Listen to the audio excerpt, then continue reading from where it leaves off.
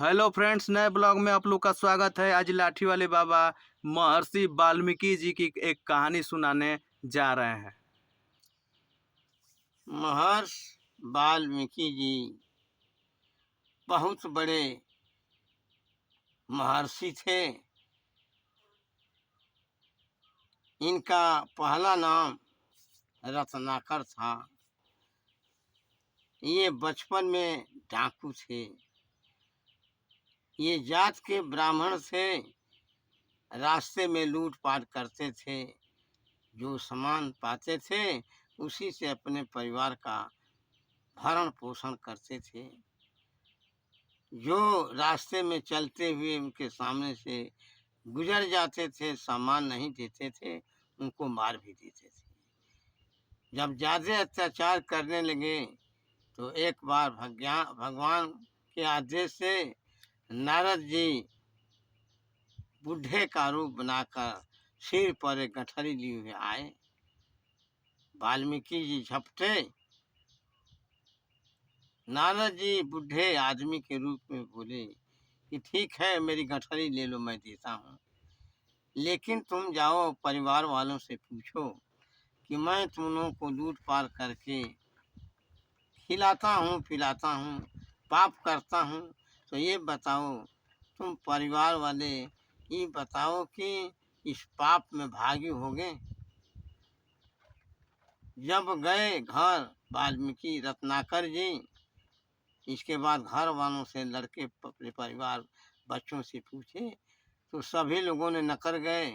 कहे कि हम लोग केवल खाने का हाल जानते हैं, आप क्या करते हैं, पाप करते हैं कि पुण्य करते हैं, आपके पाप में हम लोग भागीदारी नहीं होंगे। अब रत्नाकर जी का ध्यान खुल गया। वे नारद जी पास आए और उनके चरणों पर गिरे। बोले कि हे महाराज, हम कोई रास्ता दीजिए।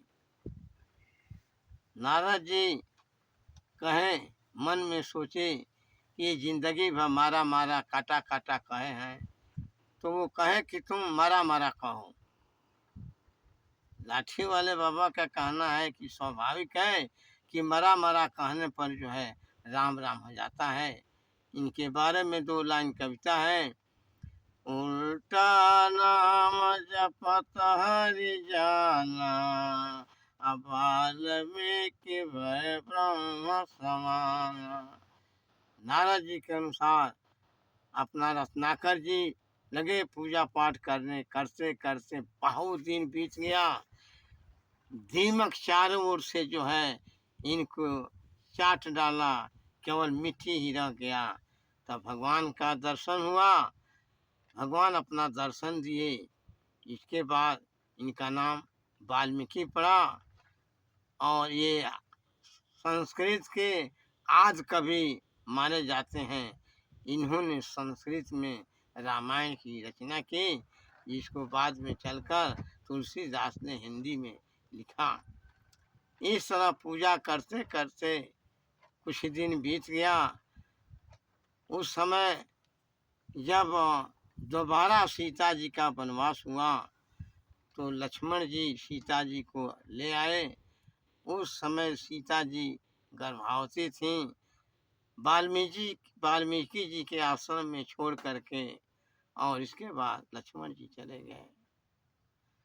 वहाँ पर इतना कष्ट हुआ सीता जी को कि सीता जी के मुंह से निकल गया, जाए तो जाए, जाए कहाँ, कौन है मन में मेरा।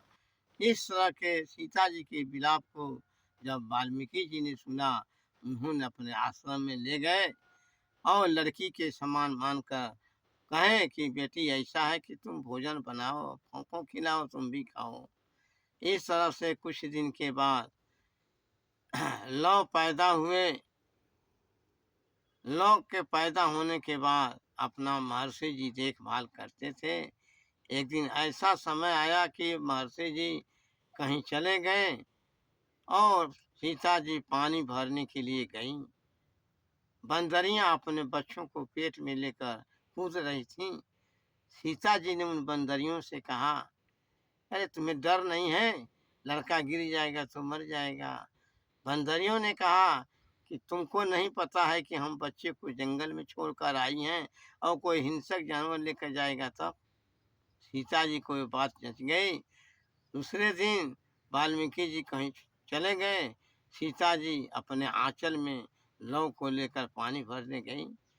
जब लौटती हैं तब तक वाल्मीकि देखते हैं कि लौ का पता नहीं। कोई ये हुआ कि कोई हिंसक जानवर लेकर चला गया। सीता जी आएंगी, श्राप देंगी। उन्होंने तुरंत कुश लेकर के और कुश से लड़का बना दिया। जब सीता जी लौटी तो देखी कि लड़का एक और पड़ा हुआ है। सभी लोग जानते हैं एक लड़के का नाम लौ, दूसरे का कुश रखा गया। यही भगवान राम के दो लड़के हुए। कुछ दिनों के बाद जब राम आए तो इसके बाद दोनों बच्चों को लेकर चले गए। सीता जी जो है अपना वहीं नदी में डूबकर चली गई, लक्ष्मी जी बन गई। कहा जाता है कि आज वही वन देवी हैं, वन की देवी, यानी उस समय वही सीता जी थीं। आज भी मऊ जनपद का नाम बहुत आगे है। वन देवी जहाँ सीता जी रुकी, आज भी भैंसा ही नदी है, जो बहुत पहले भी वो नदी थी, जो गंगा जी के नाम से बोली जाती थी। ये सत्य कथा है। वाल्मीकि जी की जय हो। ठीक है फ्रेंड्स, लाइक और सब्सक्राइब जरूर करें और इस वीडियो को दूर तक पहुंचाएं। धन्यवाद।